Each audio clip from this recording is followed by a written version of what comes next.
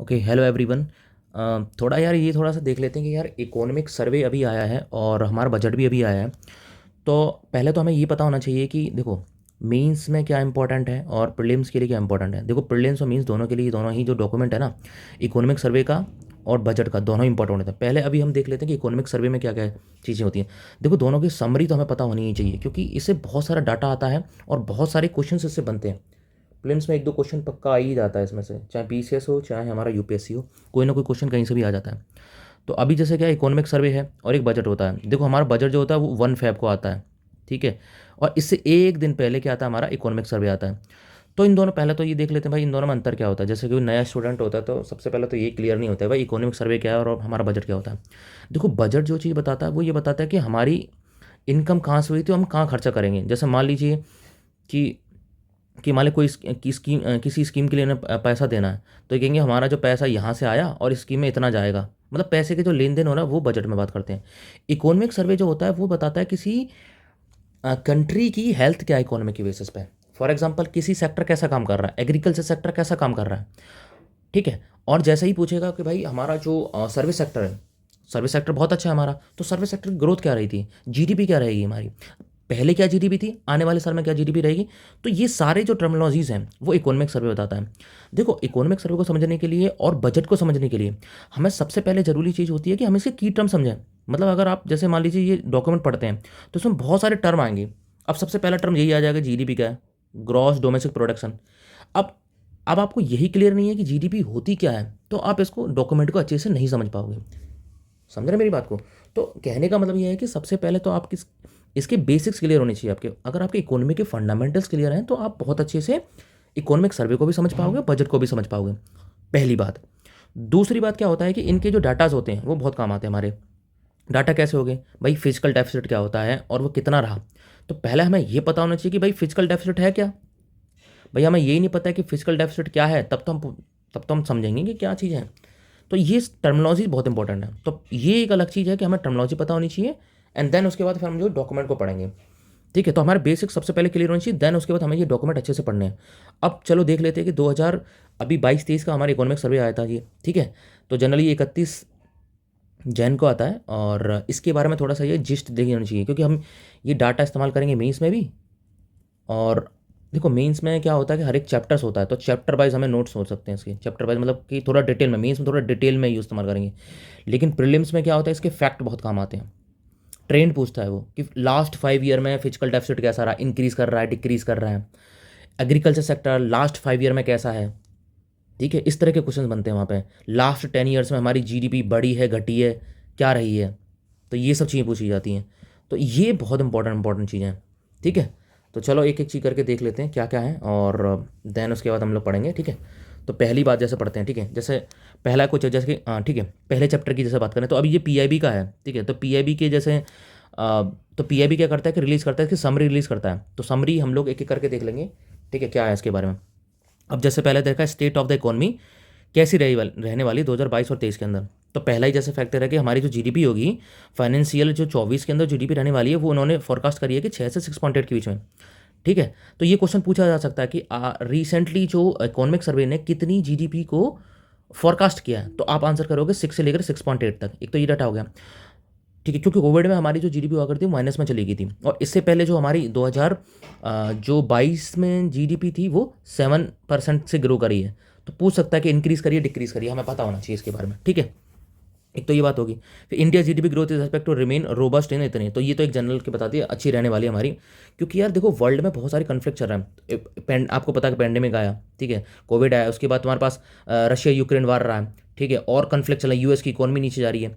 तो इससे क्या हो रहा है कि लेकिन फिर भी हम देखें इंडिया की जो जीडीपी है उसका जो परसेंटेज चल रहा है वो बहुत अच्छा चल रहा है। मतलब कि आईएमएफ हो गया, वर्ल्ड बैंक हो गया, इन्होंने ये बोला है कि हमारी जो जीडीपी होने वाली है वो काफ़ी अच्छा ग्रो कर रही है और अच्छी चीज़ है हमारे लिए, ठीक है। इससे क्या होगा, हमारे शेयर मार्केट हो गया, हमारे जो सेक्टर्स होंगे उसमें जो हमारे पास जो बाहर से जो निवेशक करते हैं यानी कि जो एफडीआई आता है वो अच्छा खासा आएगा, तो हमारी कंट्री की ग्रो अच्छी होने वाली है, ठीक है। तो ये तो होगी। तो इसमें बस केवल ये पहले पॉइंट में तो यही इंपॉर्टेंट है कि हमारी कितने जीडीपी कितनी है रहने वाली है, ठीक है। दूसरा आगे बढ़ लेते हैं। मतलब हमें जो ये मैंने पूरा डॉक्यूमेंट पढ़ रखा है, इसमें सबसे जो इंपॉर्टेंट है वही चीज़ मैं आपको बताऊंगा, बाकी चीज़ें तो नॉर्मल है। अगर आपको पढ़ना है तो डिटेल में ये सब चीज़ें पढ़ सकते हैं, ठीक है। लेकिन ये जो बहुत इंपॉर्टेंट है वो मैं आपको यहाँ पे समराइज में कर सकता हूँ, ठीक है। दूसरी बात कर रहा है कि रिटेल इन्फ्लेशन की बात कर लेते हैं, ठीक है। अब इन्फ्लेशन की बात करते हैं, सीपीआई होता है, डब्ल्यूपीआई होता है। अब ये फेस फैक्ट है, हमको पता होना चाहिए कि रिटेल इन्फ्लेशन की बात कर रहा है कि आरबीआई ने टारगेट कराया कि ये रेंज में रहेगा, हमारे रेंज में रहा था, मतलब नवंबर 2000 में ये रेंज में आ गया। देखो टारगेट क्या होती है, हमारा जो टारगेट होता है, आरबीआई बोलता है कि 4 से लेकर के +-2% तक हमारे पास इन्फ्लेशन रह सकता है, ये आरबीआई बोलती है। तो यानी मैक्सिमम 6 रह सकता है और कम से कम 2, तो उसके बीच में ये आरबीआई अपनी पॉलिसी ऐसी लाता है, गवर्नमेंट ऐसी पॉलिसी लाती है, इनके बीच में रहना चाहिए। लेकिन चूंकि अभी क्या था, आपने देखा होगा 6 से ज़्यादा हो गया था ये, तो इससे इन्फ्लेशन बहुत ज़्यादा बढ़ गया, क्योंकि वो फूड इन्फ्लेशन की वजह से बहुत ज़्यादा चीज़ें बढ़ गई थी, ठीक है। तो आरबीआई हमेशा इसको मेंटेन करता है, तो हमारा पता होना चाहिए कि ठीक है कितना है ये चीज़। Indian rupee perform well compare to the other, ठीक है, मतलब हमारी जो अदर जो करेंसी वगैरह, इंडियन रुपये की अच्छी अच्छी रिपोर्ट रही है हमारी करेंसी की। डायरेक्ट टैक्स के बारे में ये चीज़ दे रखी है, ठीक है। दूसरा आगे बढ़ते हैं, और जो चीज़ें वो इंपॉर्टेंट नहीं है, जो बहुत बहुत इंपॉर्टेंट वो आपको बता रहा हूँ। ये क्वेश्चन इंपॉर्टेंट आ सकता है, ये पूछा कि RBI raise the policy rates by the, ठीक है, क्यूमुलेटिव बाय द इतने % तो पूछा, हाँ अब ये क्वेश्चन पूछ सकता है कि भाई अभी हाल ही फिलहाल में आरबीआई ने कितने बीपीएस से बढ़ाई है, तो आपको पता होना चाहिए कि 225 बेसिस पॉइंट से, हाँ 225 बेसिस पॉइंट से बढ़ाई है वो। देखो डायरेक्टली कभी यूपीसी ये क्वेश्चन नहीं पूछेगा कि कितने बेसिस से बढ़ाई है, लेकिन ध्यान रखना इनडायरेक्टली वो क्या करेगा, एक जैसे मान लो उसने 3-4 पॉइंट दे दिए, 1 2 3 दे दी, सेंटेंस दे दिए कि which of the following are correct, तो उसमें इनडायरेक्ट वे में इन क्वेश्चन पूछा जा सकता है कि हाल फिलहाल रिसेंटली जो आरबीआई ने जो कितने बेसिस पॉइंट बढ़ाया अपनी जो इसको रेपो रेट को, तो पूछा जाता है 225 बेसिस पॉइंट, ठीक है। ओके, तो हमें ये कंसेप्ट पहले क्लियर हो जाए कि रेपो रेट होती क्या है, तो ये बेसिक का पार्ट है, ये दूसरी चीज़ हो जाएगी, ठीक है। हाँ अब दूसरा पॉइंट ये तरह का कि नॉन परफॉर्मिंग एसेट, तो यहाँ पे बोल रहे हैं कि भैया जो नॉन परफॉर्मिंग एसेट है, अभी जो लास्ट के 7 ईयर होते हैं उनमें से 5% हो गए हैं, मतलब इतने लोएस्ट हो चुके हैं, मतलब एनपीए कम हो रहे हैं, ये बैंक का पार्ट होता है, ठीक है। तो एनपीए घट रहा है हमारे, एक ही ये पॉइंट हो गए यहाँ से। और नॉन फूड क्रेडिट ग्रोथ की बात करिए डबल डिजिट में, ये एक फैक्चुअल इन्फॉर्मेशन है। और बात कर रहे हैं आगे, बात कर रहे हैं कि ओके, ये बात करें yield on 10% government bond stable, मतलब स्टेबल रही है हमारे जो गवर्नमेंट के बॉन्ड होते हैं उसमें जो ग्रोथ रही है, मतलब यानी कि जो यील्ड रही है वो स्टेबल रही है। ओके, और आगे देखें इंडिया के outperform peering the domestic stock market, ये कोई इन्फॉर्मेशन ज़्यादा नहीं है। आगे डाटा जो बहुत इंपॉर्टेंट है वो आपको एक्सप्लेन करूँगा मैं अच्छे से। हाँ अब ये तुम्हारे इसमें जिस चीज़ रखा है कि physical development and revenue reliance की बात करें, गवर्नमेंट है track to achieve the physical deficit और टारगेट, तो गवर्नमेंट ये बोल रही है कि जो अभी हमारा फिजिकल डेफिसिट है हमारा टारगेट में, कैसे बोल रही है, क्योंकि देखो हमारा जो फिजिकल डेफिसिट जो लास्ट ईयर था ना वो 6.8 समथिंग अप्रॉक्स में था, अब यहाँ से भी बोल रही है कि 6.4% होना चाहिए, हालांकि इससे भी कम होना चाहिए, लेकिन चूंकि हमारे खर्चे ज़्यादा हो रहे हैं, क्योंकि हमें अभी 8% में खर्चा, कैपिटल एक्सपेंडिचर हमें खर्चा करना पड़ रहा है, तो वहाँ पे इसलिए कि हाँ, तो यहाँ पे 6.4% है यानी कम हो रहा है, तो फिजिकल डेफिसिट हमारा कम ही होना चाहिए, तो ये अच्छी चीज़ हमारे लिए कि 6.4% रहने वाला है। तो पूछ लेगा ये क्वेश्चन में कि हमारा कितना हाल ही फिलहाल में इकोनॉमिक सर्वे के अकॉर्डिंग हमारा कितना % जो है फिजिकल डेफिसिट, तो आप आंसर टिक करोगे 6.4%, ठीक है। Increasing the average month gross GST collection, हाल आपने देखा था दिसंबर में जीएसटी का कलेक्शन अच्छा खासा हुआ था, ठीक है, 1.5 लाख करोड़ समथिंग हुआ था, तो अच्छा खासा कलेक्शन है इनका, जीएसटी कलेक्शन बढ़ता जा रहा है। जीएसटी के बारे में आपको सारी इन्फॉर्मेशन होनी चाहिए, कब लागू हुआ था, कौन सा अमेंडमेंट हुआ था, ठीक है, क्योंकि मेंस में भी क्वेश्चन पूछता है और प्रीलिम्स में भी आता है। और जीएसटी के बारे में पूछा कि डायरेक्ट एंड डायरेक्ट टैक्सेस कौन से सबमर्ज करिए थे, टैक्स कितने टैक्सेस थे, ये क्वेश्चन जनरली बन जाता है इसके बारे में, ठीक है। सबका साथ सबका विकास की बात कर रहे हैं ये लोग, ठीक है, इसको कंक्लूजन में यूज़ कर सकते हैं मेंस का जब भी हम लोग करते हैं, बहुत जनरल चीज़ है, ठीक है। एक हाँ ये बहुत इंपॉर्टेंट चीज़ यहाँ पे लिखी हुई है कि ईज ऑफ डूइंग बिजनेस की बात करते हैं, हमारी रैंक बहुत अच्छी है, आपको पता है 66 समथिंग हो गई थी। अभी कहना कि ईज ऑफ डूइंग जो मिलके हमें ईज ऑफ लिविंग को बढ़ाना, इंप्रूव करना, मतलब अब गवर्नमेंट कह रही है कि हाँ कम कह रही है ईज ऑफ डूइंग के साथ साथ हमें ईज ऑफ लिविंग भी बढ़ाना है, मतलब लोगों का लाइफिंग स्टैंडर्ड हमें बढ़ाना है। वो कैसे हो सकता है कि इफिशियंट रोबस्ट एलोकेशन करें हम लोग, रिसोर्सेज जो उनका एलोकेशन अच्छा हो और जिससे हमारी लिविंग भी अच्छी हो रही और हमारा ईज ऑफ डूइंग बिजनेस भी अच्छा बने, ठीक है। और यहाँ हेल्थ की बात कर रहे हैं कि कैपिटल एक्सपेंडिचर करेंगे, डिजिटल टेक्नोलॉजी का इस्तेमाल करेंगे ये लोग इसमें, ये बात हो गई। ओके, तो अब ये एक इंपॉर्टेंट फैक्टर है। हाँ अब बात कर रहे हैं यहाँ पे ये लोग social infrastructure and the employment and big tech, ठीक है। अब देखो सोशल इंफ्रास्ट्रक्चर क्या चीज़ होती है, सोशल होती है हेल्थ, होती है एजुकेशन, तो हेल्थ पे मतलब कैसा इसका सेक्टर रहता है, एजुकेशन के ऊपर क्या करने वाले हैं ये लोग, गवर्नमेंट क्या कर रही है एक्चुअली वो पूछ रहे हैं, ठीक है। Okay, enhance the government expenditure for the better quality of life, एक तो जनरलाइज स्टेटमेंट है, कोई दिक्कत नहीं है। अच्छा अब ये पूछा है कि कितने 14,500 पीएम श्री स्कूल करेंगे to be built between the 23 से लेकर 27 तक, ये डाटा बहुत इंपॉर्टेंट है। तो इसको आप डायरेक्टली मीन्स में भी इस्तेमाल कर सकते हो कि कितने, जैसे एजुकेशन से रिलेटेड कोई भी टॉपिक आ गया तो गवर्नमेंट के स्टेप्स में आप लिख सकते हो, गवर्नमेंट के स्टेप्स में लिख सकते हो कि गवर्नमेंट क्या कर रही है, इतने पीएम श्री स्कूल बनाने वाली है, ठीक है, कितने 14,500 2023 से लेकर 27 के बीच में। तो ये डेटा आपके लिए प्री में भी इंपॉर्टेंट है और मेंस में भी इंपॉर्टेंट है।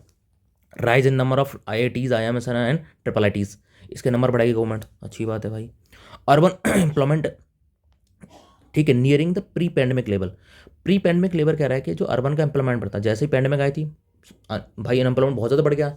तो ये कह रहे हैं कि हमने जो अचीव कर लिया है, जो अर्बन का एम्प्लॉयमेंट है वो लगभग जो कोविड से पहले का था वो हमने अचीव कर लिया है, ठीक है।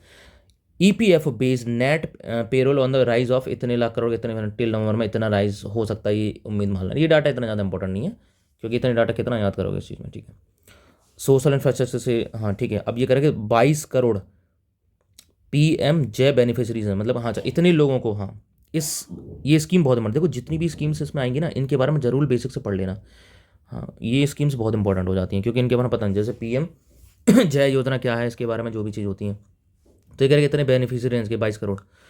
और दूसरा करेंगे नेशनल, ठीक है, टेली मेंटल हेल्थ प्रोग्राम चला है। तो ये मतलब मेंटल हेल्थ मतलब टेली मतलब वही समझ रहे हो ना कि डिजिटल वीडियो कॉल वगैरह से इस तरह से जो प्रोग्राम चला रहे हैं। कोविड-19 वैक्सीनेशन प्रोग्राम का चल ही रहा है, काफ़ी बड़ा हो रहा है, ठीक है। आगे बढ़ते हैं, अब प्राइसेस एंड इन्फ्लेशन की बात कर लेते हैं कि इंपोर्ट ड्यूटी की बात करें यहाँ पे कि इन्होंने, जैसे गवर्नमेंट कह रही है कि हमने इंपोर्ट ड्यूटी कम कर दी है, किस पे कर दी है, जैसे फेरोनिकल पे कम कर दी है, इस पर ले ही नहीं रही है, कुल मिला जीरो कर दी है, कुकिंग कोल पे कर दी है, जिससे कि उन्होंने जो होता है कि ये चीज़ सस्ती मिले और हमारी जो ग्रोथ है यानी कि जो भी चीज़ है सेक्टर अच्छे से ग्रो करें। Waived custom duty on the cotton, cotton पे जो है कस्टम ड्यूटी वो कम कर दी है, वेव्ड ऑफ ही कर दिया मतलब, ठीक है।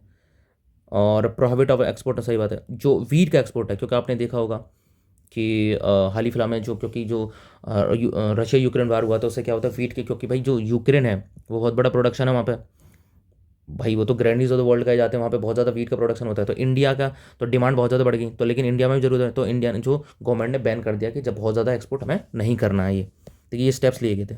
ये बहुत इंपॉर्टेंट है। एक PM गति शक्ति, जो कीवर्ड्स है ना इसमें जितने डॉक्यूमेंट कीवर्ड्स होंगे मैंने हाईलाइट कर रखे हैं, और बस ये आप, हाँ इनके बारे में जरूर पता होना चाहिए। PM गति शक्ति इस बार मेंस में भी क्वेश्चन आता है, इस बार रिसेंटली दिस ईयर PM गति शक्ति के बारे में। तो PM गति शक्ति है क्या, इसके बारे में पढ़ लेना। ये तो ठीक है कि भाई PM गति शक्ति कैसे मॉनिटरिंग कर रही है किसी चीज़ को, वो तो एक अलग चीज़ होगी, ठीक है। UPI के बारे में बोल रखा है कि UPI turns is the highest ever mark, कितने का, 782 करोड़ का ट्रांजेक्शन है दिसंबर में। ये इंपॉर्टेंट बात है। तो UPI एक अच्छा फैक्ट है कि भाई देखो हमारे पास जो कैशलेस ट्रांजेक्शन हो रहा है UPI, तो इसका मतलब कि लोग डिजिटल इकोनॉमी की तरफ बढ़ रहे हैं, ज़्यादा से ज़्यादा ट्रांजेक्शन कर रहे हैं। UPI ने बहुत हाईएस्ट एवर अचीव करा है कि भाई इतने करोड़ रुपए तो इन्होंने, जो पेटीएम अगर हम लोग जैसे यूज़ करते हैं, जो गूगल पे यूज़ करते हैं, उनके थ्रू इतने पैसे जो है ट्रांजेक्शन हुआ है दिसंबर 2022, वो की बहुत अच्छी बात है हमारे लिए। नेशनल लॉजिस्ट पॉलिसी, ये मेंस के लिए बहुत इंपॉर्टेंट है, हाँ जी ये बहुत इंपॉर्टेंट है भाई। PM नेशनल लॉजिस्टिक पॉलिसी, ये भी एक इंपॉर्टेंट फैक्टर है। Capacity for the major port nearly doubled in, हाँ ये एक फैक्चुअल है कि जो मेजर पोर्ट्स है उनकी जो कैपेसिटी है उनको इन्होंने डबल कर दिया 8 साल के अंदर, मोदी गवर्नमेंट ये बोल रही है। Open network for the digital commerce के पाइपलाइन की बात करी। ओके आगे पढ़ते हैं, जैसे इसमें क्या, हाँ ओके एक्सटर्नल सेक्टर की बात करी उन्होंने। एक्सटर्नल सेक्टर का मतलब है कि हमारा इंपोर्ट क्या रहा है, एक्सपोर्ट रहा है, इसके बारे में, ठीक है।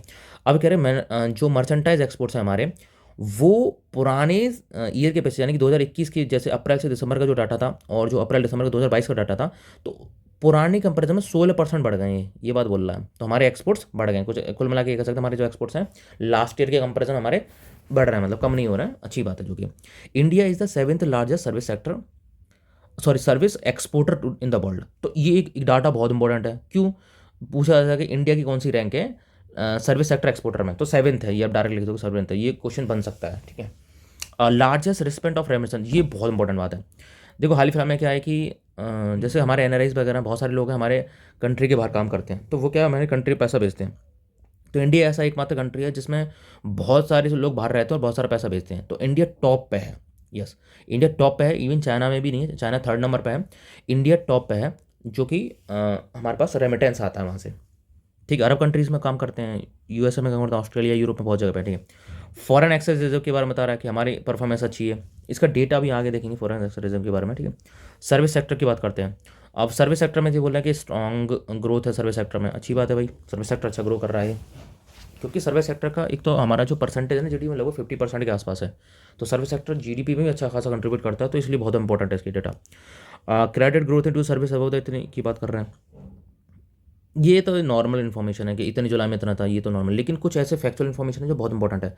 अब जैसे ये बहुत इंपॉर्टेंट है कि 75 digital banking unit announced for transforming the financial services. अब पूछा कितनी, 75 डिजिटल बैंकिंग यूनिट, तो ये डेटा इंपॉर्टेंट है। आप डेटा को कहीं भी कोट कर सकते हो, किसी भी मेंस के क्वेश्चंस में, रिटन में, या किसी भी, और ये इनडायरेक्ट वे में पूछा जा सकता है किसी भी ऑप्शन के रूप में।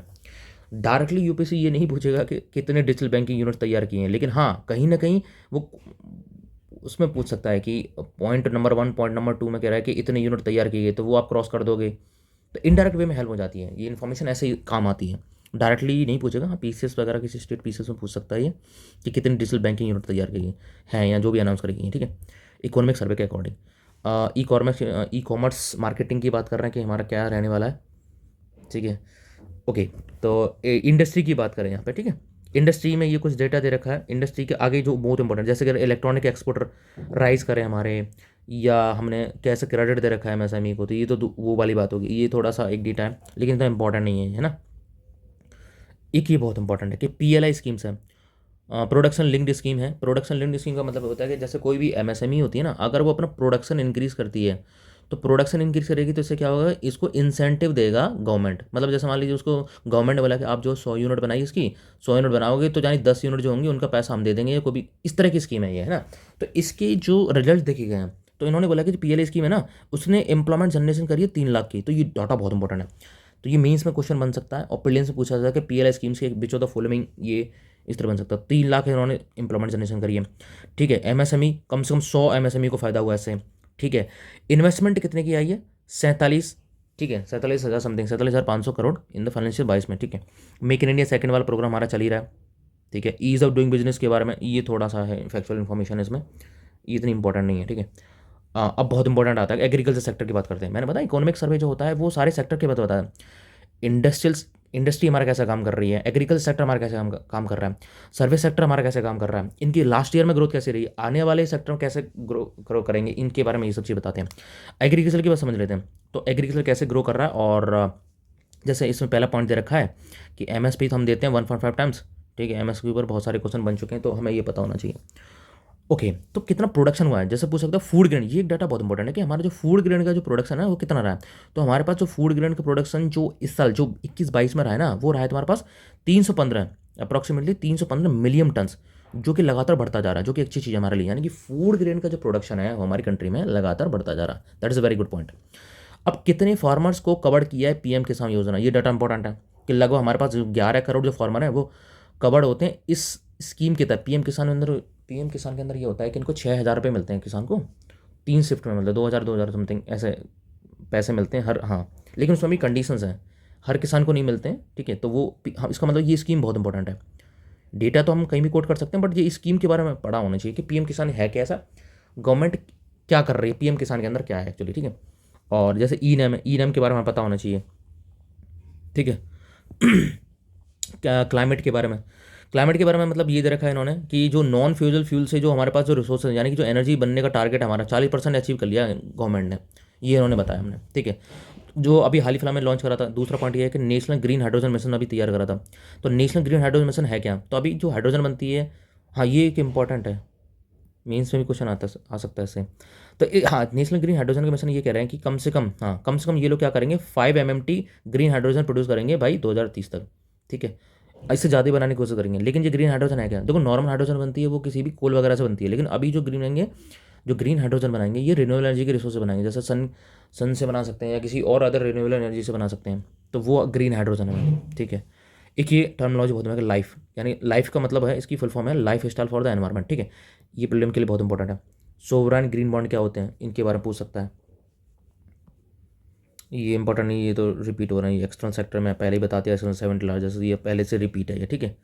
ओके, अब ये इंपॉर्टेंट है, ठीक है। अब इसमें क्या बता रहा है, ठीक है। अब ये क्या चीज़ इंपॉर्टेंट है, जीडीपी की ग्रोथ की बात कर रहे हैं। हाँ, यहाँ पे ये दे रखा एक्चुअली क्या है, ये जो डाटा है ना ये बहुत इंपॉर्टेंट है। क्यों इंपॉर्टेंट, क्योंकि लास्ट साल का बता रहा है कि 19-20 में क्या था, मतलब लास्ट के 5 CL में ट्रेंड बता रहा है, 5 साल का ट्रेंड बता रहा है कि जीडीपी जो है हमारी इंडिया की कैसी रही है, बढ़ रही है, घट रही है। देखो क्वेश्चन किस तरह से आता है, उसमें ये पूछा गया लास्ट 5 ईयर में जीडीपी स्टिडली इंक्रीजिंग, स्टिडली डिक्रीजिंग, या इंक्रीज और डिक्रीज, मतलब इंक्रीज करिए डिक्रीज करिए, या इंक्रीज कर रही है लगातार, तो इस तरह से ट्रेंड पूछता है वो।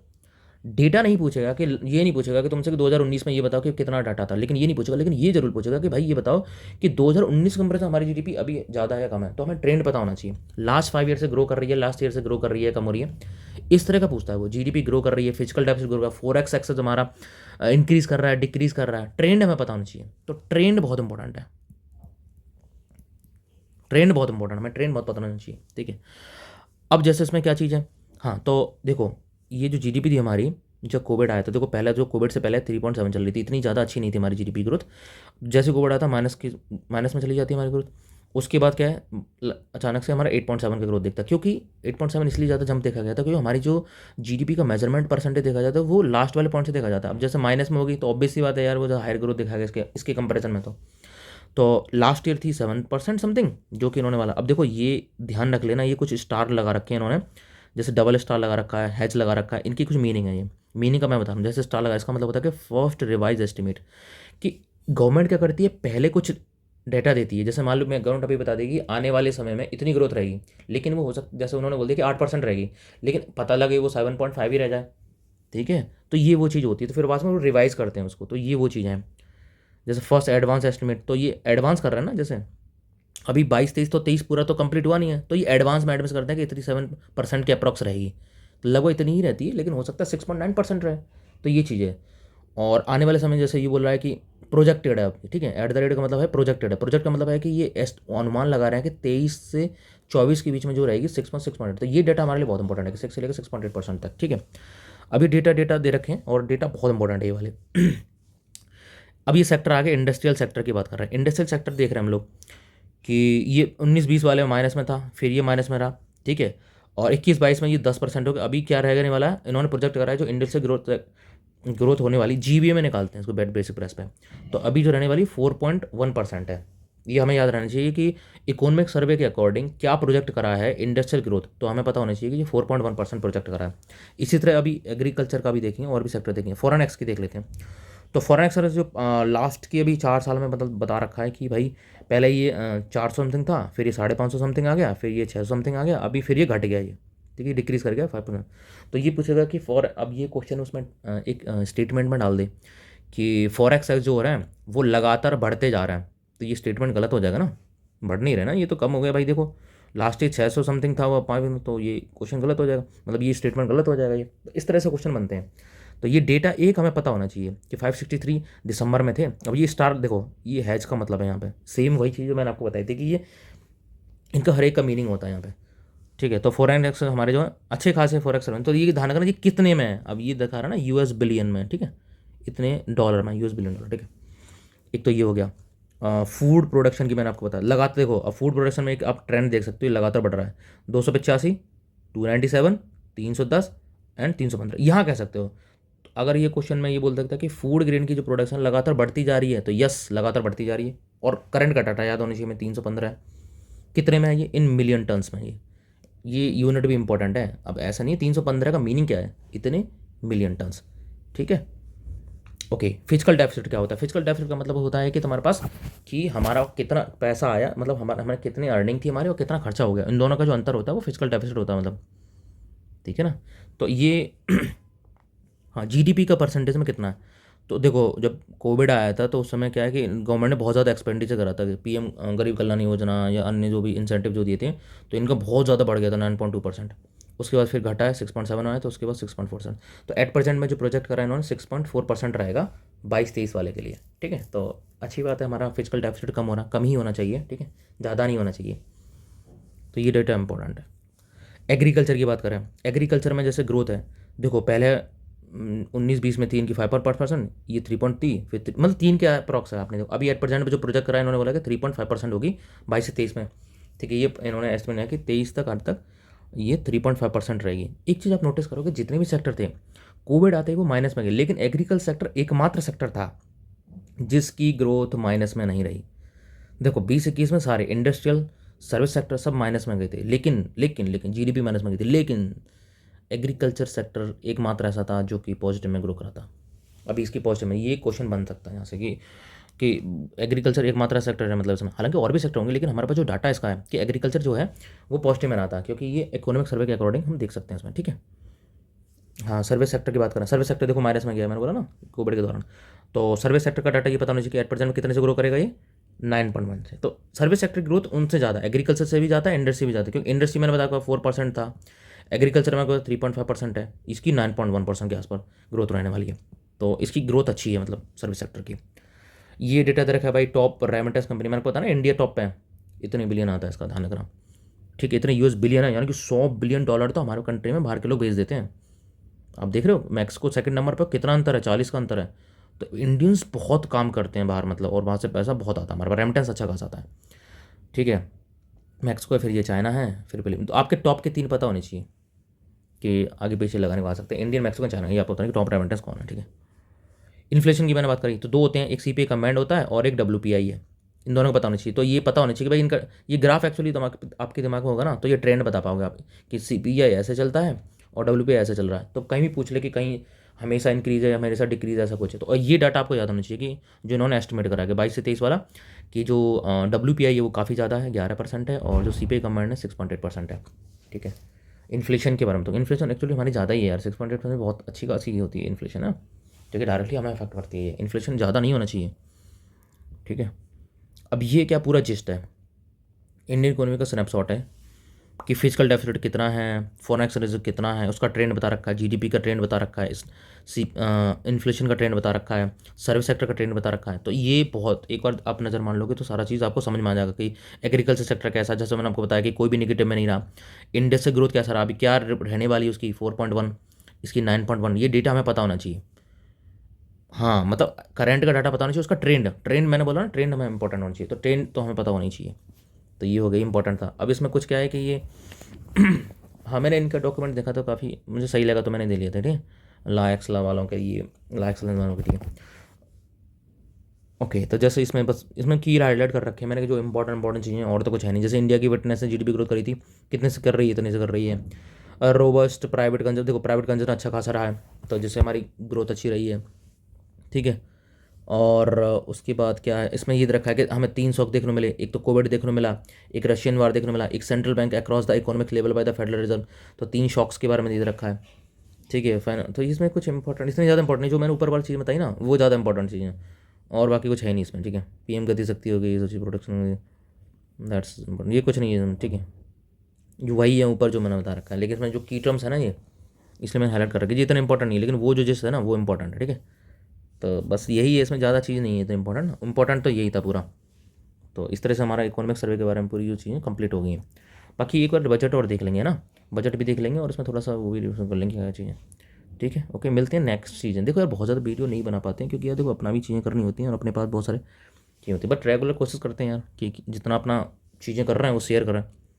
ठीक है, ओके। तो आप ये एक बार डॉक्यूमेंट अच्छे से अपने लिए अपने तरीके से नोट्स भी बना लेना। ठीक है, 1-2 पेज के अपने से, जो आपको इंपॉर्टेंट लग रहा है कि इसकी जीडीपी है, इसका फिजिकल डेफिसिट है, इसका ये है, अपने खुद के 1 पेज के नोट्स बना लेना, बजट के भी, इसके भी। हाँ, बस ज़्यादा नहीं देना आपको, क्योंकि 5-10 मिनट आपका व्यू होना चाहिए, क्योंकि एक आध क्वेश्चन से पूछा जा सकता है किसी भी एग्जामिनेशन में। ठीक है, मिलते हैं नेक्स्ट फिर किसी वीडियो में, और हम लोग और भी चीज़ें डिस्कस करेंगे और करते रहेंगे। ठीक है, ओके।